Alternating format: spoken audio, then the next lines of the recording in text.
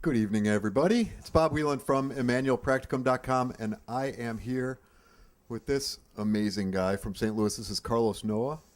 And Carlos, recently, we did a session together. Yeah, a couple weeks ago. Yeah, that's right. It was really amazing, and I just appreciate your willingness to share it because I thought it was something that the world needs to hear. So we were doing an Immanuel session. Do you want to talk a little bit about what that was like for you? Yeah, we were meeting, and it was one of those sessions where I wanted to just go wherever Jesus wanted to go. So I didn't come with a pre-planned idea. So we started with a positive memory. And it was a great one for me because I love baseball. And it was a memory of when I was coaching my youngest son in Little Leagues. He was maybe 9, 10 years old. And it was a spring day, and it was coach pitch. So I was actually pitching. So even though it was Little League, I was actually on the field as a pitcher. My son was batting, and it was just a glorious evening because the sun was setting, the sky was orange, red. I mean, it was just gorgeous, and there was a moment there that I took a step back from the mound, and I just savored the moment, right? It was like, I realized that I was in a special moment. And so my son is at the plate. My wife is in the stands. She keeps score. So she's there. And actually, in the positive memory, I remember, I saw Jesus in the stands down on the third base line. And he was just sitting there, right? He was sitting there just, he had a cap on like our team and just watching it. It's like he was part of the family. He was just part of the family, rooting for our team, in my memory. So it was just great. It was great. It was really neat. And then we transitioned to connecting with Jesus in the present, in the room. We kind of put a bookmark in that spot because it was a very special spot. Yep. And I think the next thing that happened was really interesting because, like you said, you came in with nothing really going on. Right. So right. Jesus, whatever you want to do. Yeah. And all of a sudden, this thought came to you. All of a sudden, and one of the things that you always say, hey, the first thing that comes into your mind. And the first thing that came into my mind at that moment was a memory of the night before my open heart surgery. I was at the hospital. We were waiting there all day. I went in for a stress test, and I was waiting all day to hear the results of the stress test. And it was right at the moment where the doctor came in the evening, like at 6 in the evening, and he said, based on what we found, we need to do open heart surgery because the blockage that you have is in is in the widowmaker, meaning it's a type of, actually the miracle of that story, just as an aside, was I went in for heart pain, but the artery that was causing the pain had nothing to do with the widowmaker. So by that, going in, it was found out. But anyway, the last thing on my mind was that I would need open heart surgery. And I had my wife there and a couple friends. It was a very emotional thing because it was like, and we want to do this at 6:30 tomorrow morning. And so they prayed, and I remember, I was concerned that I would not make it through. So I was praying, Lord, the son who I coach for, he's my youngest of 5 kids. So I have 5 kids, and I really, wanted to see my grandkids. I wanted to see my kids get married and all that. So it was a very emotional moment. So I remember praying for that. But Bob, in the midst of that, I caught myself thinking that maybe it would be better if I didn't make it. And I said, wait a minute, what the heck was that? Yeah, just one of those thoughts that kind of passes by that you grab. And I grabbed it, and I said, huh. Because if I didn't make it, it might actually be better for my kids. It was a lie that I was believing somewhere, but it was there.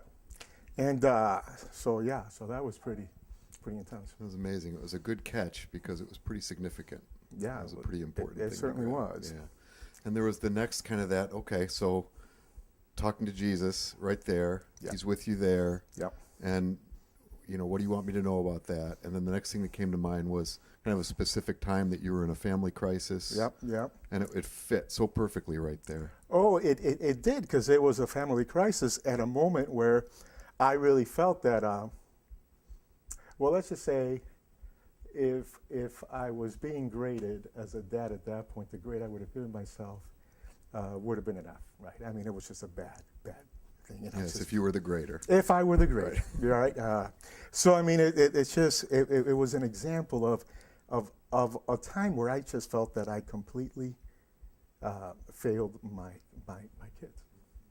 And it was really hard because, and once I got to that moment, there were other moments.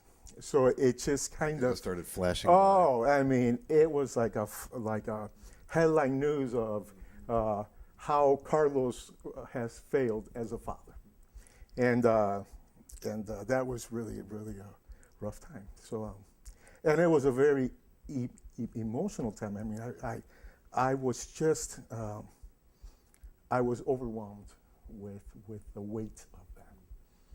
Yeah, and still, in the midst of that, able to stay connected with Jesus there in that place. Yes. I remember Jesus being right there, and then you coached me to ask him what did he want me to know, or what did he want to tell me, and I just kind of looked at him and I asked him the question with my eyes because I couldn't even bring it up. And he says, well, Carlos, you might not have given them many of the things that you're saying that you didn't give them. But what you gave them was your love, and you showed them how to love me. And that to me is very important. And I don't remember talking to you for several minutes after. Yeah. But that touched a very deep place. That broke something that was, I mean, for Jesus to say, I mean, it was like he's, the one thing you gave them is the one thing that mattered. My love as best as I could, and my love for him, for Jesus, showing them Jesus' love for them. So that was a really powerful time. Yeah, it sure was. And you were able to do that for a period of time with him, just kind of to feel those feelings with him. Yeah. And keep that connection with him. Yeah. And we kind of got to a point where you were feeling some peace, just feeling some relief. Yeah. And we just did one of those throw out there, well, you feeling settled? Does that feel okay? Yeah. Jesus, I'm just wondering if there's any kind of getting ready to close up. Jesus, is there anything else you have for Carlos today? Yeah, I mean, because I consciously or somewhat, I knew that, we had gone for a while. But I really felt light. I thought, yeah, well, this is what the Lord has for me. So it had been 4.5 hours at this point. I thought that it was closer to 5, but 4.5 would work. But yeah, so we did. Yeah, well, Jesus, is there anything else?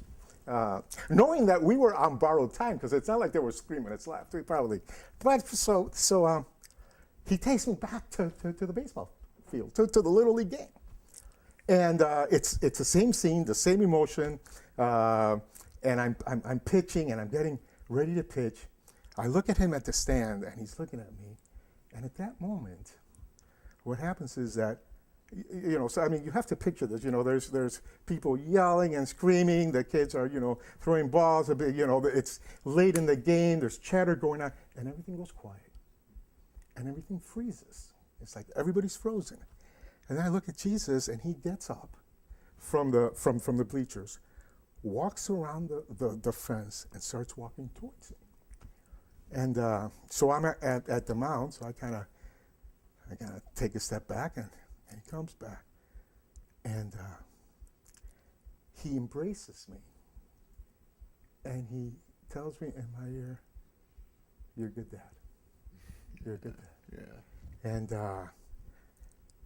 And that again set off a few waterworks. Just a little bit. Oh, For both of us. Oh, but my friends, what a glorious moment! That was. I just wasn't ready for that, but it was the Father, the Jesus, and the Holy Spirit all in one, giving me an affirmation. After I was, good, I thought the session was over, but it wasn't over, because that moment, that scene of me being embraced by Jesus and hearing those words is something that when I hear the lies or even the realities of when I've screwed up as a dad, that memory and that scene and those words of him and that picture immediately come to mind. And that makes all the difference, that Jesus thinks I'm a good dad. Yeah. So yeah. that's the story. Yeah. Oh my goodness. Good work. That Thank was you. so great. It was great. Yeah. Yeah.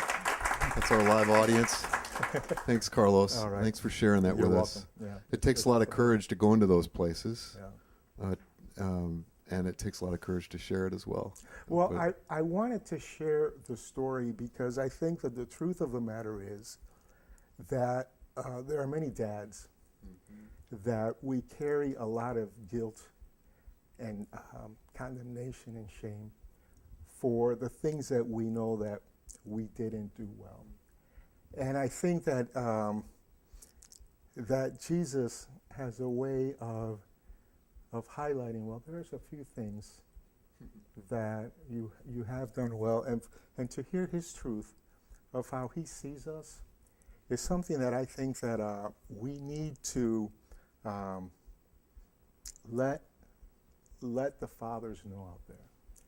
The freedom, the joy, and the delight that the Father has in us as we try to father the best we can. So. Yeah. It's my pleasure to share. That's awesome. I'm going to add nothing to that. That was perfect. All right. Very good. So thank you, Carlos, and thank you all for joining us here at ImmanuelPracticum.com, and check back for more content, more fun, more testimonies, and more Jesus. Amen. Bless you.